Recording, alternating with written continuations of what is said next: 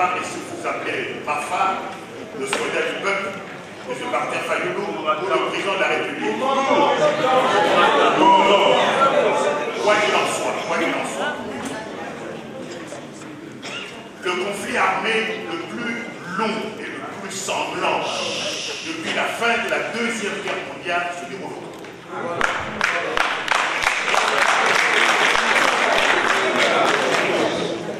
Le conflit armé le plus long qui a commencé en septembre 1996 et qui se termine jusqu'à aujourd'hui, ça fait 23 ans, avec 10 millions de morts, des viols et des violations et des crimes qui dépassent toute imagination. Dans le territoire de Massissi, des jeunes gens ont été ligotés pieds et poings et on les a jetés vivants dans les toilettes, dans les fosses septiques. Est-ce qu'il n'y a pas fondamentalement un défaut de qualification de la crise congolaise? La crise congolaise n'est pas politique. Est-ce que vous êtes d'accord avec ce paradigme? Alors on peut parler.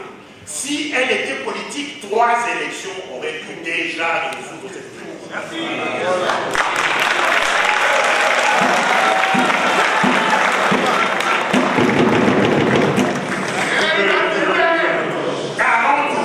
Conférences, dialogues, conclaves n'ont pas pu résoudre cette crise. Aujourd'hui, le Congo se trouve confronté à 3 chefs d'État. Vous, le président élu, un président fictif et un président virtuel.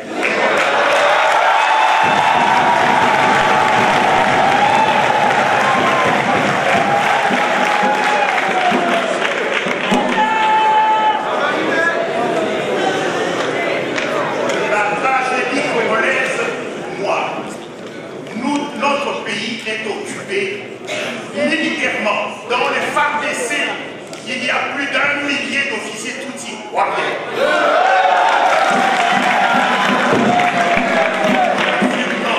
Nous sommes dominés politiquement et nous sommes assujettis ethniquement.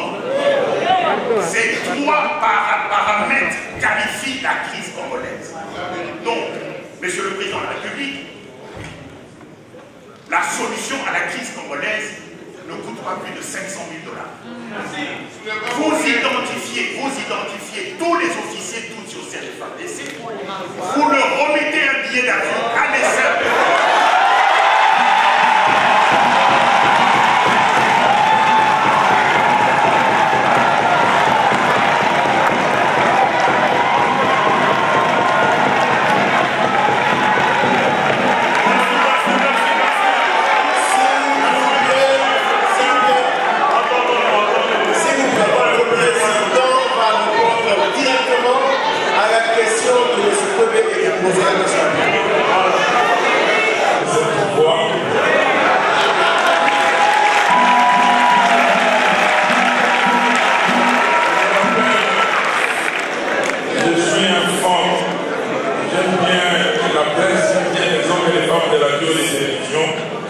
Je les connais, même si en Belgique ici, je peux commencer à citer vos animateurs et vos journalistes, vous serez étonnés. En France, je me rappelle encore l'époque où j'étais ici, Pékin, Kassonga, Kalakafamba. Je me rappelle quand il y avait Paul Postal 44, Luc Michel et Georges Gaï. Et ces temps-là, je me rappelle, quand je vous suivais et quand on était le plus grand tam-tam d'Afrique, et ces pays, je ne pouvais pas imaginer un seul instant qu'on soit là aujourd'hui. Les Congos que j'ai connus quand je grandissais, et les Congos d'abord, moi je suis belge, moi je suis né en Léopoldville. Je suis né avant l'indépendance. Donc, je suis totalement d'accord avec vous qu'il faut requalifier cette crise congolaise. Il faut la requalifier, mais nous l'avons déjà qualifiée. Nous le savons. ici une dizaine de jours, 2 semaines. Vous avez, moi j'ai lu son document, je n'étais pas à la conférence. Mais la qualification de la crise congolaise est dans son document d'une trentaine de pages. Nous connaissons, nous savons ce qui se passe au Congo. Mais quand moi je suis allé à l'Assemblée nationale, moi je suis pas allé à l'Assemblée nationale en 2011-2012 pour aller voter des lois.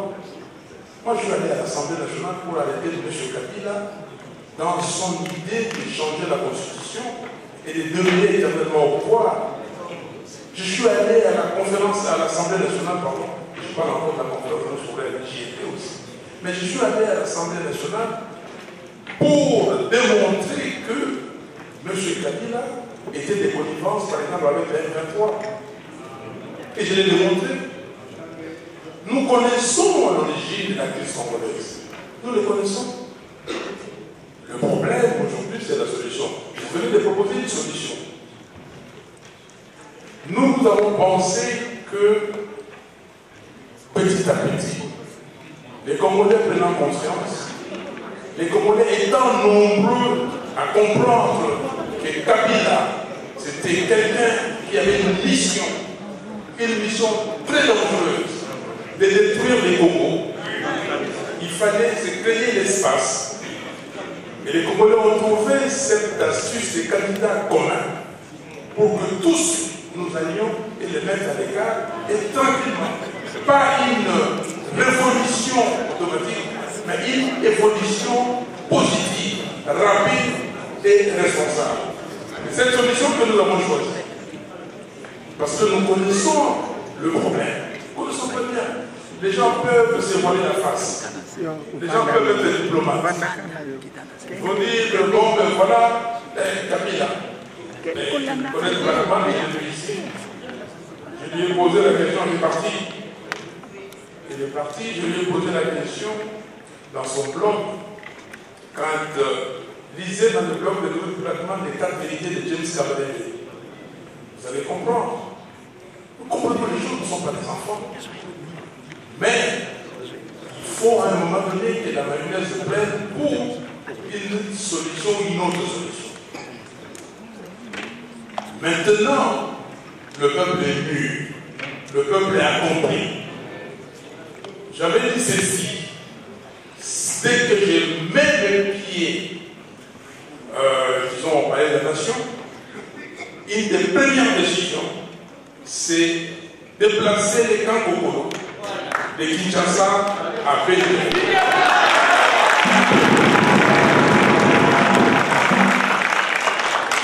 Simplement parce que le problème, c'est ça le problème congolais. Le problème congolais, c'est qu'il y a certains pays qui pensent qu'ils doivent prendre une portion des terres de notre pays. Parce que certains pays pensent qu'ils doivent prendre les richesses de notre pays. Allez à Walikale, c'est une nation, un territoire, un pays, il y a tout. Mais aujourd'hui, il n'y a pas de vote. Le 2 tiers de la population a quitté. Et aujourd'hui, allez à Rougeau, allez dans cette contrée. On déplace, on chasse les autochtones pour venir remplacer.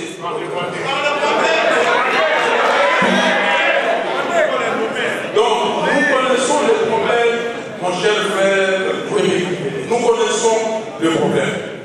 Et vous l'avez dit, mais les officiers, tout ici, parlons-en, parce qu'il n'y a pas de langue de bois.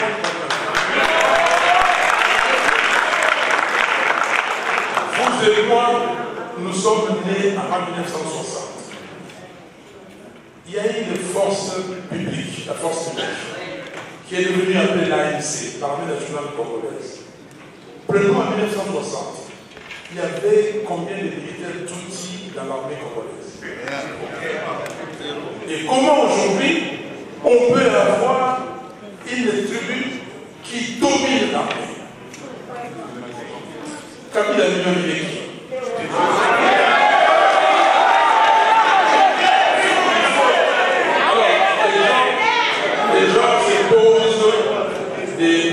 mauvaises questions et ils trouvent des mauvaises réponses. La question est très simple. La question est très simple et, chers amis, ici il ne s'agit pas d'être, et encore, même si on est passionné, on doit être passionné pour ce pays. J'aimais beaucoup, je ne sais pas si j'aimais beaucoup, c'était Sabina ou SL, passionnée. Nous sommes passionnés pour nos clients et tout ça. Oui, moi je suis passionné pour mon pays. Parce que si vous êtes passionné, vous ferez la chose en conséquence des causes. Donc, nous devons travailler et la responsabilité est la nôtre. C'est pourquoi j'insiste sur le mot responsabilité. Et tous les Congolais, toutes les Congolaises doivent savoir que notre pays vit un moment difficile. Et si nous ne faisons pas attention, là, si M. Tshisekedi et M. Kabila réussissent leur contrat privé, leur contrat social privé, le Congo sera liquidé. Il n'y aura pas cette paix. Nos frères et sœurs de l'Est de la République, aujourd'hui, on continue à tuer. À Goma, on a déjà tué plus de 50 personnes depuis que Tshisekedi a été. Voilà, je voulais répondre à ça directement pour dire que nous sommes sur la même longueur d'onde. Merci.